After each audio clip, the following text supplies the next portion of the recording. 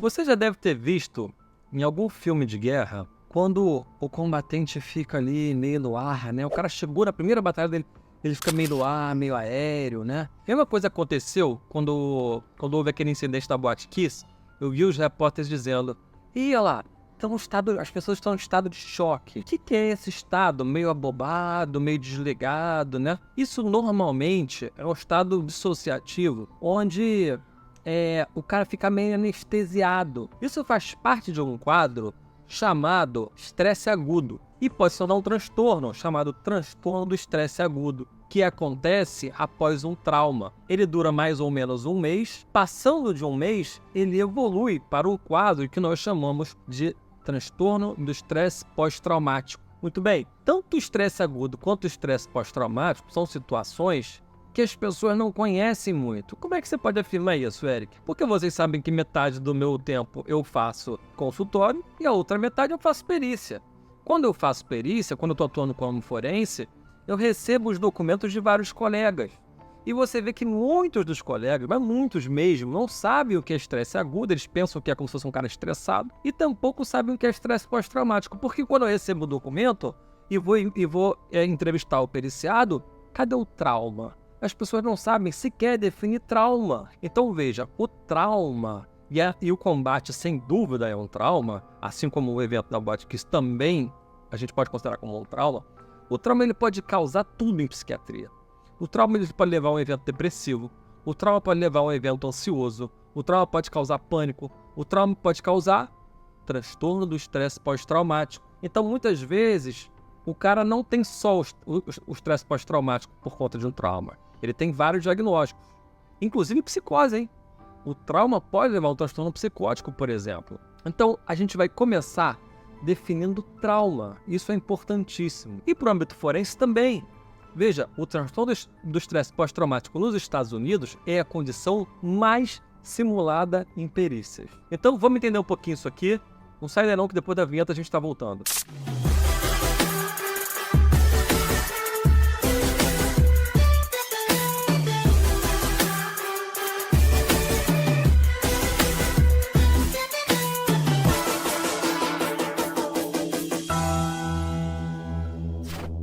Meus amigos, a gente está gravando um vídeo sobre estresse pós-traumático e eu vou gravar também um vídeo sobre a síndrome da mulher agredida, que é um subtipo do estresse pós-traumático muito peculiar, que eu vou publicar somente no meu canal de psiquiatria forense, que é algo que tem mais interesse para psiquiatria forense. Quem não me segue lá, passa a me seguir.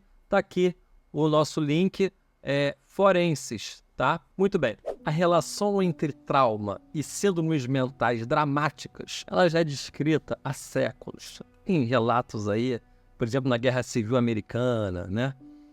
Freud foi um cara que falou muito sobre a relação entre trauma e neurose. Agora, isso começa a ser mais estudado depois da Guerra do Vietnã, com os veteranos de guerra nos Estados Unidos. É bem verdade que depois da Segunda Guerra já havia um crescimento, já começa a se entender. Porque na Primeira Guerra, por exemplo, muitas vezes aquele quadro era associado ao covardia do inimigo. Ainda tinha muito pouca essa noção de realmente ser uma patologia do que é o transtorno do estresse agudo ou do que é o estresse pós-traumático e da definição de trauma. Então, mais propriamente, depois da Segunda Guerra e com os veteranos do Vietnã, a gente começa a estudar melhor o que é o trauma. Então, para começo de conversa, vamos definir trauma. Então veja, eu quero que você fique com essas 3 ideias na cabeça: morte, lesão grave e violência sexual. Note que o trauma é algo muito intenso, muito agudo, de uma magnitude muito grande. Então, se você tem, por exemplo, assédio moral no trabalho, você não pode ter um estresse pós-traumático secundário assédio moral no trabalho, porque assédio moral no trabalho não envolve nada disso. É bem verdade que o assédio moral no trabalho, ele pode levar a doenças laborativas, pode levar a depressão, transtorno de ajustamento, muitas vezes leva a burnout, mas não leva a um estado pós-traumático porque não há trauma. Então, em muitos casos, não vai haver trauma e você não vai poder diagnosticar estresse pós-traumático se não tem trauma. Então, fique com essas 3 variáveis na cabeça. Então, vamos ver de que forma que você pode vivenciar um trauma. A primeira é óbvia, é a sua vivência própria. Se você está diante de um desastre natural, uma catástrofe natural, uma enchente, um terremoto, no meio de um furacão. Teve uma época que eu trabalhava aqui no grupo de trauma da FRJ e houve uma onda de sequestros a tesoureiros de banco. E todos eles caíram para cá, para nosso grupo de pesquisa, porque todos ficaram traumatizados. Você imagina, você sequestrado com a arma na cabeça, me dá 100, me dá isso, me dá aquilo. Então, você vivenciar um combate de guerra, uma ameaça, um acidente automobilístico muito grave, violência sexual com você ser abusado, você ser estuprado. Tudo isso, você vivenciar, é uma possibilidade de causar o trauma, uma possibilidade óbvia, né? Eu queria deixar claro aqui que a maior parte das pessoas, durante a sua vida, vai ser exposto a pelo menos uma situação de trauma. E uma minoria vai abrir o quadro do estresse pós-traumático. Talvez eu faça um vídeo explicando por que alguns abrem e por que outros não abrem, que é um assunto que eu adoro falar, mas hoje não é o caso. Então, entenda, a grande maioria das pessoas expostas ao trauma não abre estresse pós-traumático. Eric, qual é o trauma que mais leva a estresse pós-traumático? O estupro. Pelo menos 50% das pessoas que passam por isso desenvolvem estresse pós-traumático. Então é importante dizer também que, sofri um trauma e não tive estresse pós-traumático. Tudo bem, é normal, é uma minoria que vai abrir. A segunda forma de vivência de um trauma é você testemunhar um trauma. Houve uma ocasião que teve um acidente muito feio, bem na frente da minha casa. E uma moça, ela viu tudo acontecer. E essa moça desenvolveu o estresse pós-traumático. Então, houve uma lesão grave seguida de morte e ela testemunhou, ela estava ali, ela viu tudo e a partir dali ela abriu um quadro de estresse pós-traumático. Então, você testemunhar é uma segunda maneira de você se expor ao trauma. Agora veja que a gente vai entrar numa terceira forma mais polêmica. Eu tenho minhas críticas, o pessoal do grupo de trauma tinha também muitas críticas, mas a gente tem que entender o que é que o DSM coloca e quando a gente pode codificar trauma, apesar de a gente poder escrever TEPT-like, por exemplo, né? Eu, em muitos casos, defendendo trabalhadores, traçava um paralelo do assédio moral com o estresse pós-traumático. Não dizer que era um estresse pós-traumático, mas você faz as suas críticas. E esse é um quesito agora que ele é bastante polêmico. Então, esse terceiro quesito é quando o cara nem testemunhou e nem vivenciou, mas se ele soube de um evento desses que a gente conversou, violento, sexual, automobilístico e tal, se ele soube que algum familiar ou algum amigo muito próximo sofreu algo nesse sentido e contou para ele.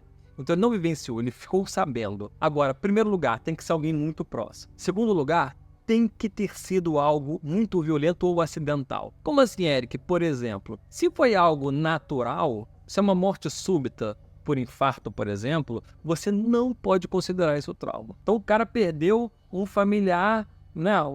Ele não presenciou, mas sei lá, alguém muito próximo, pai, mãe, filho, alguém muito próximo teve um infarto e morreu. Não foi uma causa acidental e nem uma causa violenta. Então, essa pessoa não pode, por definição, abrir um estresse pós-traumático. E a quarta maneira de você explorar um trauma, é também muito polêmica, é quando você, através do seu trabalho, você se expõe repetidamente ou de uma maneira muito extrema a um trauma. Por exemplo, um socorrista, né? Eu tenho um colega que foi trabalhar na SAMU e no primeiro plantão dele ele pegou um acidente na Dutra e viu uma opção de corpo espedaçado, troço horroroso. Ele abriu o estresse pós-traumático na hora, nunca mais ele voltou para SAMU. Abriu o estresse pós-traumático. Então, é algo muito extremo ou mesmo repetitivo, que as pessoas pensam que o trauma ele precisa ser super agudo e não necessariamente. Aqui eu estou mostrando como é que ele pode ser crônico. A gente vai falar disso na Síndrome da Mulher Agredida, lá no canal da Forense, que é uma coisa crônica de violência doméstica. E aqui, por exemplo, eu tive um paciente que ele era policial e ele se expôs durante alguns anos aos detalhes aversivos de abuso sexual de pedofilia. O cara abriu um estresse pós-traumático. Então, cronicamente, ele foi se expondo a essas situações de violência sexual totalmente aversivas. Então, isso pode acontecer. Agora, note, isso não inclui você pesquisar essas coisas na internet. Você vê através de mídia, de filme, de televisão, algo aversivo. Não inclui. Então, se você começa a pesquisar lá na Deep Web, foto de corpos pedaçados, de avião, não sei o que, isso não pode ser incluído aqui no trauma. É polêmico. Tinha um cara lá no trauma que ele estava fazendo uma tese de uma criança adolescente que tinha assistido um filme e tinha desenvolvido estresse pós-traumático. A maioria dos pesquisadores disse, olha, isso aí não cola, esse artigo nem vai passar. Mas o cara estava elaborando ali uma tese de que, não, uma criança teve todo o sintoma de estresse pós-traumático depois de ver um filme. E, cara, é algo, né, passível de plausível, né? Você senta aqui uma criança de 12, 13 anos, começa a mostrar uma opção de coisa pra ela, por que não, né? Na mídia eletrônica geral TEPT, por aqui, isso não é possível. E eu queria deixar claro pra vocês também que não importa tanto a tua noção do que é violência, risco de vida. Vou dar um exemplo. Logo que eu comecei no grupo de trauma, eu recebi uma moça que eu não considerei que era um trauma, porque era um paralelepípedo enorme batendo na janela dela e quebrando a janela dela de madrugada. Eu falei, bom, isso aqui... Só que o staff na época, ele falou assim, não, Eric, pergunta pra ela como é que ela se sentiu. E quando eu fui perguntar, ela sentiu como se fosse morrer, como... Então, a sensação subjetiva, apesar do Eric achar que aquilo era algo bobo, a sensação subjetiva daquela moça era realmente de algo catastrófico. E ela foi incluída no grupo de estresse pós-traumático. Agora veja, no contexto de algo de saúde propriamente, como infarto, o cara que tá tendo uma reação anafilática, a garganta tá fechando, o cara tá sentindo que vai morrer, o cara vai passar por uma desfibrilação. Existem algumas situações, o cara tá numa cirurgia, de repente ele acorda, todo debridado. Existem algumas situações médicas que podem levar também a estresse pós-traumático, podem causar a dor, o desespero, o desamparo de ser considerado um trauma, tá? Não se esqueçam disso. E veja, como testemunha, então não só você vivenciar uma condição médica pode ser um trauma, como você testemunhar, por exemplo, você tem um filho fazendo um tratamento de uma doença, de repente tem hemorragia, algo que causa um risco iminente à vida dele. O pai ou uma mãe pode ter um estresse pós-traumático por testemunhar algo dessa magnitude, por exemplo. Agora vamos fazer um exercício aqui. Você recebeu um telefone de um grande amigo seu, dizendo que um outro grande amigo de vocês dois cometeu suicídio. Isso pode ser considerado um trauma para você que está recebendo essa ligação? Pode, porque é uma pessoa muito próxima cometendo algo extremamente violento contra a própria vida. Agora, se nessa ligação esse seu amigo fala que o outro faleceu por infarto, não pode ser considerado trauma, porque é uma causa natural. Então, pessoal, eu acho que a gente pegou uma boa noção sobre o que é trauma, o que é definido do trauma. Muito bem.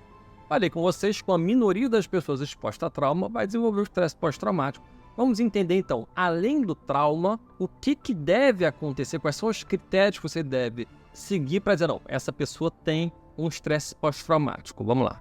Agora, pessoal, o que é o transtorno do estresse pós-traumático? É quando, seguindo-se a um trauma, você tem evento em pelo menos 4 esferas. E nós vamos detalhar cada uma aqui. Que esferas são essas? Então, obrigatoriamente, você tem que ter comportamento de revivescência do trauma. Obrigatoriamente, você tem que ter sintomas de esquiva do trauma. Obrigatoriamente, você tem que ter alterações negativas do humor e cognição. E ainda, você tem que ter reatividade com relação ao trauma. Então, vamos ver o que são esses 4 clusters, grupos de sintomas que a gente tem que ter obrigatoriamente. Então você pode investigar se o seu paciente apresenta sintomas de revivescência através de 5 apresentações possíveis. A primeira dela são os pensamentos intrusivos. Vamos lembrar que a psiquiatria ela não é uma especialidade de preto ou branco, né? Existe aí uma complexidade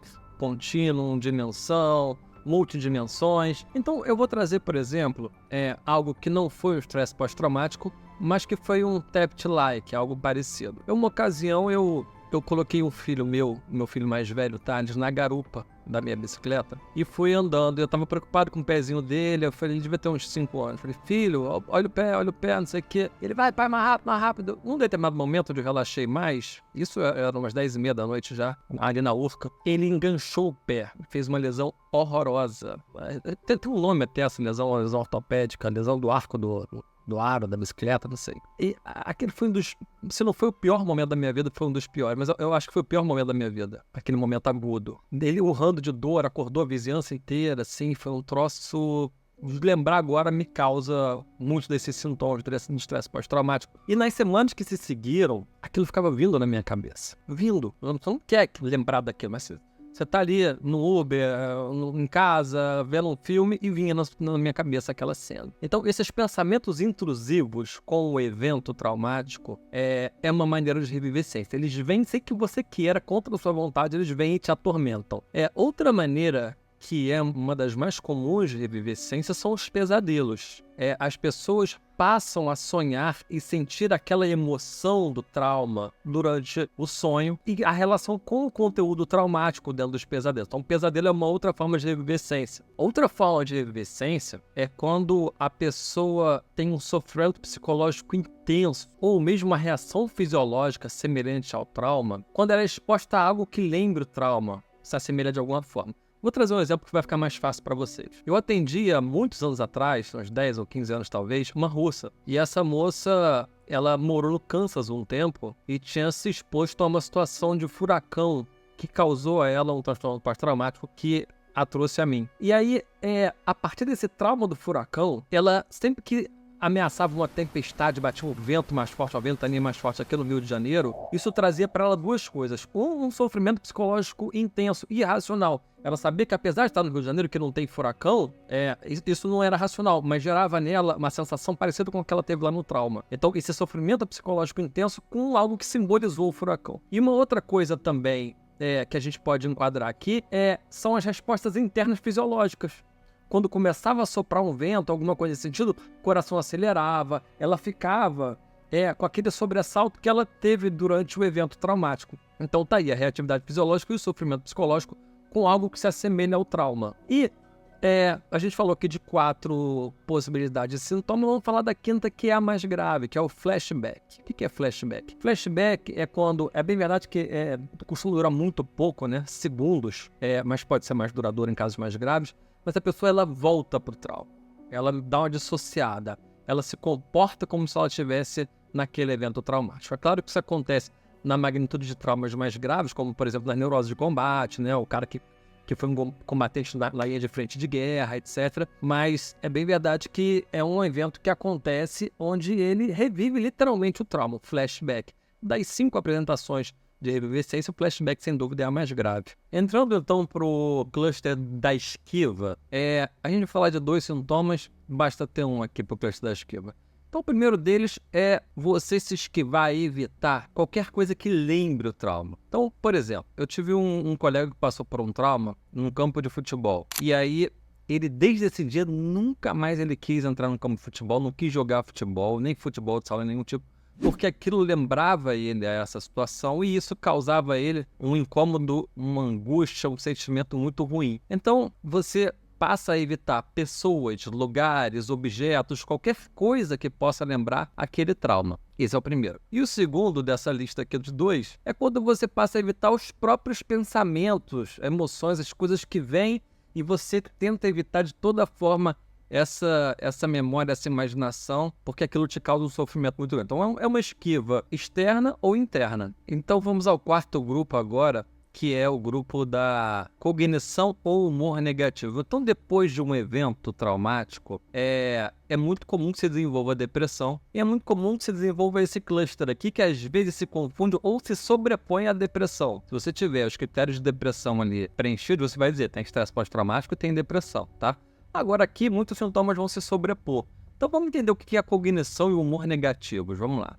Vou falar uma lista de 7 aqui. Em geral, você tem que preencher 2. Mas é só para você entender um contexto global aqui das alterações negativas. Então, a primeira que eu queria falar com vocês é uma coisa chamada amnésia seletiva. O que é amnésia seletiva? É a incapacidade de você recordar um determinado momento de um afeto muito extremo. Por exemplo, na hora de um trauma.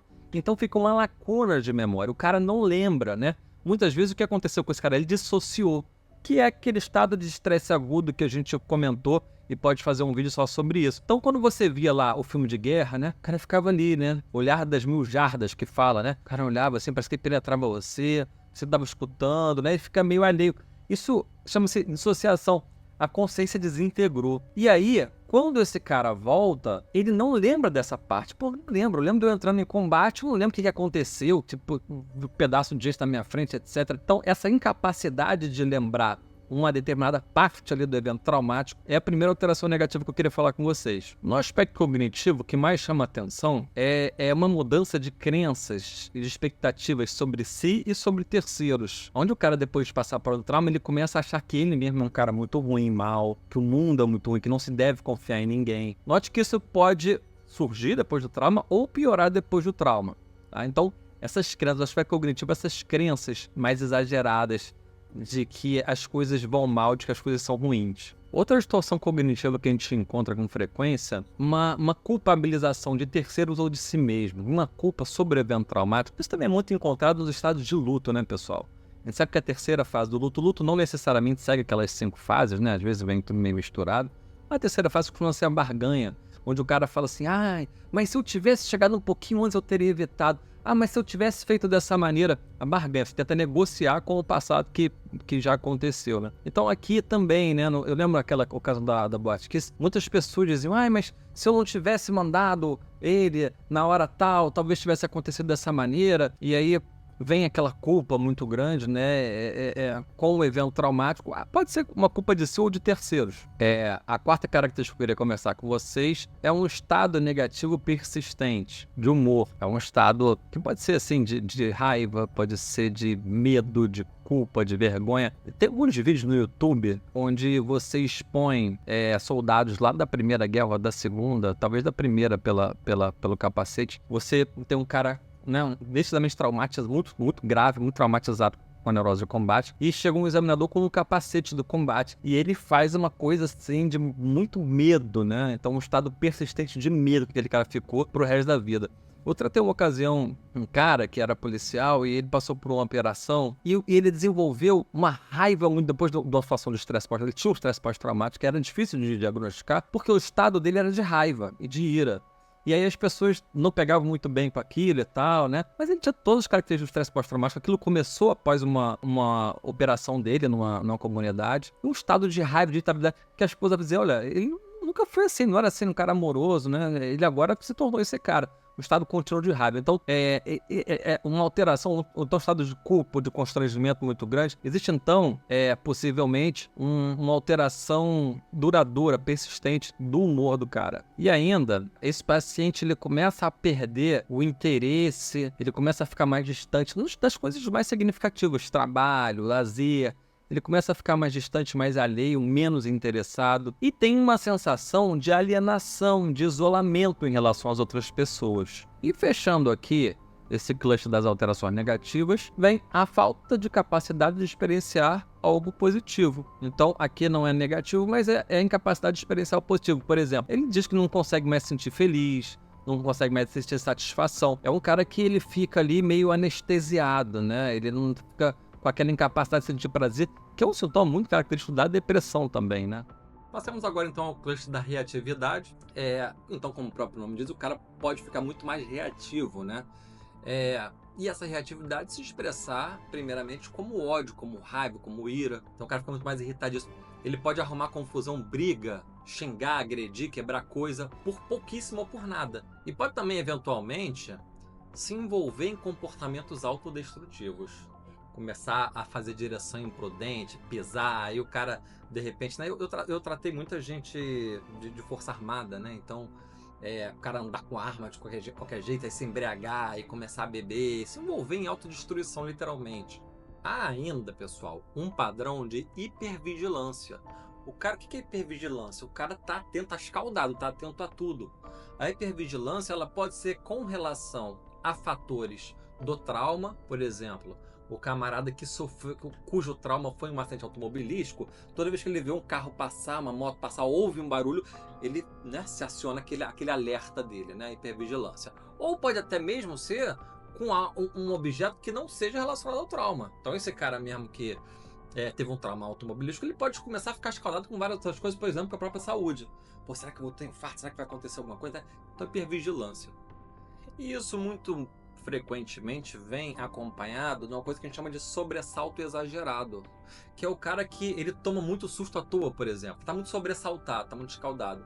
Então, por exemplo, passou um carro, toma um susto, né? Então, a resposta de sobressalto exagerada. E finalizando aqui o cluster da reatividade, a gente tem duas alterações que são muito comuns nos transtornos ansiosos e nos transtornos depressivos, que são a insônia. A insônia pode ser uma dificuldade de pegar no sono, pode ser o sono picotado, pode ser um despertar precoce, pode ser tudo, insônia global, né? Então, alterações do sono e alterações da concentração, da cognição. Doutor, não consigo mais me concentrar no meu trabalho, Eu não consigo mais ler, eu adorava ler literatura e tal, não consigo mais ler, não consigo me focar, não consigo me concentrar. Então, se você tem duas dessas que estão aqui na telinha, você preencha também o critério da reatividade. E fechamos assim os critérios diagnósticos de transtorno de estresse pós-traumático. Eu espero que tenha ficado claro para vocês. Lembrando que eu vou gravar então um vídeo agorinha sobre o subtipo da mulher espancada por conta de um caso que nós estamos vendo no canal da Forense. Legal, pessoal? É isso aí. Um abraço. Não esqueçam de curtir, comentar e compartilhar o vídeo. Valeu!